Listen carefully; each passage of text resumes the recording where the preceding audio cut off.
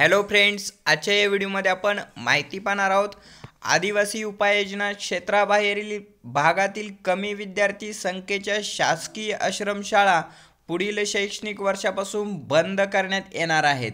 याविषयी नुकताच आदिवासी विकास विभागामार्फत एक शासन निर्णय जारी करण्यात आलेला आहे। याविषयी माहिती आजच्या या व्हिडिओमध्ये आपण पाहणार आहोत। तत्पूर्वी तुम्ही आमच्या एज्युकेशन अँड स्पोर्ट्स या चॅनलला अद्याप सबस्क्राईब केलं नसेल तर सबस्क्राईब करायला विसरू नका। पाहूया, शासकीय आदिवासी आश्रमशाळेतील प्रत्येक वर्गातील विद्यार्थी प्रवेश क्षमतेसंदर्भात विभागाच्या धोरणानुसार प्रत्येक वर्गातील विद्यार्थी क्षमता 50, 40 निवासी व 10 बहिस्थ इतकी आहे। त्यामध्ये निवासी विद्यार्थी म्हणून फक्त आदिवासी विद्यार्थ्यांना प्रवेश देण्याचे निर्बंध आहे।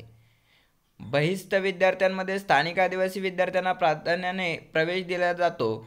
पुणे, सातारा, कोल्हापूर व रत्नागिरी या जिल्ह्यातील आदिवासी उपाययोजना क्षेत्राबाहेरील भागात आदिवासी जमातीची लोकवस्ती फारच कमी असल्याने सदर भागातील 8 आश्रमशाळांमध्ये निवासी आदिवासी विद्यार्थी उपलब्ध होत नसल्याने निवासी आदिवासी विद्यार्थी क्षमता पूर्णपणे भरली जात नाही। त्यामुळे सदर आश्रमशाळांमध्ये शिक्षण घेत असलेल्या निवासी विद्यार्थ्यांमध्ये आदिवासी विद्यार्थ्यांची संख्या अत्यंत अल्प प्रमाणात असून उर्वरित सर्व विद्यार्थी बिगर आदिवासी आहेत। सदर आश्रमशाळा सामाजिक न्याय विभागाकडे हस्तांतरित करण्याचे प्रस्तावित असल्याने तोपर्यंत अन्य जातीच्या विद्यार्थ्यांना प्रवेश देण्याबाबत 30 मार्च 1995च्या शासन परिपत्रकान्वये सूचना दिल्या होत्या, परंतु सदर आश्रमशाळा अद्याप हस्तांतरित झालेल्या नाहीत। यास्तव सदर शाळा बंद करण्याची बाब शासनाच्या विचाराधीन होती।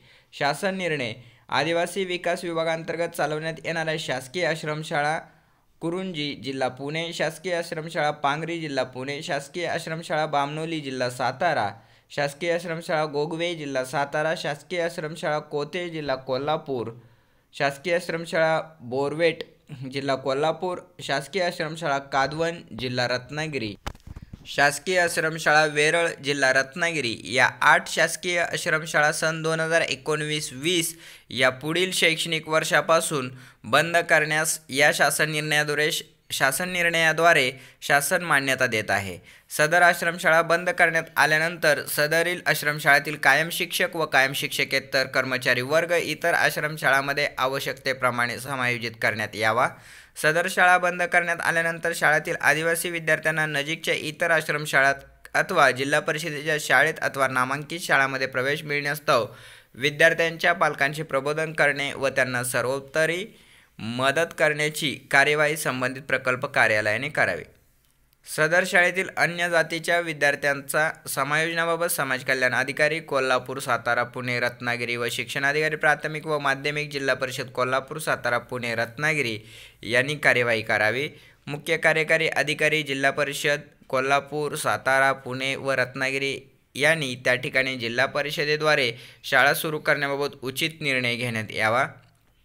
सदर शाळा बंद केल्यानंतर सदर आश्रमशाळेच्या शासकीय मालकीच्या इमारतीबाबत सदर इमारतीचा वापर आदिवासी विकास विभागासाठी यापुढे अन्य प्रयोजनासाठी करावा अथवा सदर इमारती अन्य शासकीय प्रयोजनार्थ वापर करण्यास्तव सार्वजनिक बांधकाम विभागाकडे हस्तांतरित करण्यात याव्यात किंवा कसे याबाबतचा निर्णय आयुक्त आदिवासी विकास यांनी संबंधित प्रकल्प अधिकारी व बांधकाम व्यवस्थापन कक्ष यांच्यासोबत आवश्यक समन्वय साधून घ्यावा।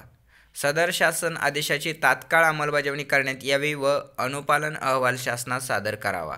या सर्व शासन निर्णयावरून आपल्या लक्षात येतं की आता आदिवासी विकास विभागातील कमी पटसंख्या असलेल्या किंवा आदिवासी मुलांची संख्या कमी असलेल्या या 8 शाळा आता बंद होणार आहेत। म्हणजेच आश्रमशाळातील आतापर्यंत फक्त इतर विभागातील कमी पटसंख्या असलेल्या शाळांचा बंद करण्याचा शासनाचा धडाका होता। आता हा धडाकासुद्धा आश्रमशाळेकडे वळालेला आहे आणि आश्रमशाळासुद्धा आता या ठिकाणी बंद होणार आहेत। अधिक माहितीसाठी तुम्ही आमच्या चॅनलला अद्यापही सबस्क्राईब केलं नसेल तर सबस्क्राईब करायला विसरू नका। धन्यवाद।